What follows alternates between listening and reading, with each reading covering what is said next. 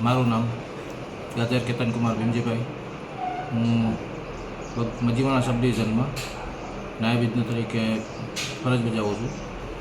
તારીખ 6/10/2025ના રોજ અમને પોરબંદર વર્તુળ કચેરી પીજીવીસીએલ દ્વારા અલગ અલગ 20 ટીમો ફાળવવામાં આવેલ, જેમાં મારી સાથે 11 ટીમો વીજ ચેકિંગ માટે અલગ અલગ ટીમો ફાળવવામાં આવેલ હતી. એમાં મારી સાથે 11 ટીમો હતી, જે અમે મોઢવાડા વાડી વિસ્તાર બાજુ વીજ ચેકિંગ માટે આવેલા હતા અને વીજ ચેકિંગની કામગીરી હાથ ધરેલી હતી.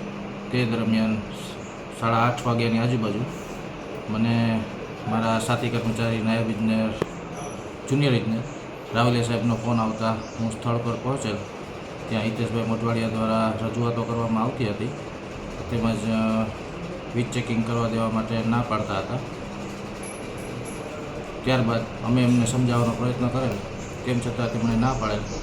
તેથી અમે અમારા ઉપલી અધિકારીને જાણ કરતાં તેમના દ્વારા બધી ટીમોને પરત બોલાવવા માટે સૂચના આપવામાં આવેલી હતી.